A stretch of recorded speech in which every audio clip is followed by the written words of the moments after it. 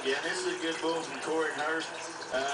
You know, it's just another day for Valderon. I guess, you know, there's snow coming in here. We don't know what to expect out of the bulls because it was 75 degrees here yesterday. And it's kind of, you know, a weather change like that on bulls sometimes, you know, throws them in a lull and kind of, you know, gets them a little stove up. But we'll just have to see what happens this evening. Poison Oak, we see the stats from that bull, but Justin, this is the bull that took care of Nick Landreneau in last night's round. Well, it did pretty handily. You know, we're going to see the bull team competition here this weekend as well. Top teams from all over the country trying to win the first place prize of $20,000. Right now, the Vikings are in the lead, but I'm looking for Northern Exposure. Northern Exposure has 4 bulls. Remember, each team can buck 5. Well, they have 4 bulls in the championship round. So it'll all come down to the championship round for the title here for the bull rider and for the title of the team bull competition.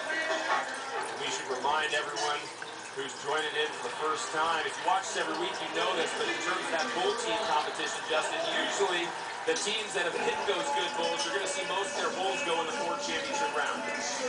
Well, that's true, but, you know, with the 3-day weekend, they kind of got to spread out here. But, you know, talking about bull teams, you know what's been great? The bull team, JW, I guess I'll phrase this as a question. They've helped the quality of the bulls in that competition down here in the Northwest.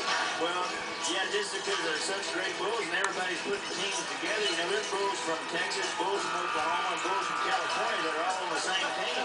And, you know, those guys from Texas are hauling their bulls to California so they can use those California bulls on their team, and it's working for the, you know, it's kind of working for everybody. It's helping their team. It's helping the, you know, the quality of livestock we have at our events, and, you know, No, a win-win situation. I don't think there's, you know, when we have an event, say, up here in California, you know, the championship round might be a step down, but not anymore. I mean, they're level across the board this year. First time we've ever seen that.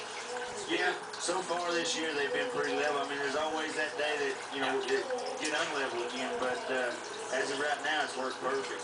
Speaking of working, Valderon Oliveda's got it all working, guys. He becomes the 3rd rider to go 3 for 3. Not a great score, but it is a score, 82.25, so that puts him in 2nd position overall. Our next rider is world number 1, Oliverie Marchi, and bucked off 3 in a row before last night. He got an 86.5 aboard Paris. Now ridden 24 of his last 29. Whammo is the bull tonight. Oh, I tell you, that bull's got a quick corner out there. Reverse, and Marchi's got him.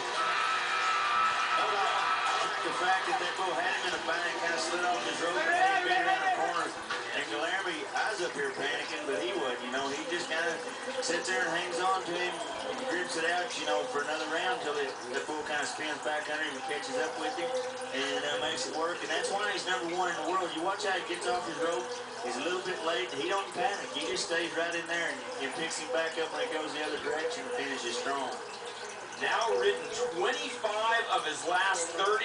There's a reason why this Brazilian is number 1 in the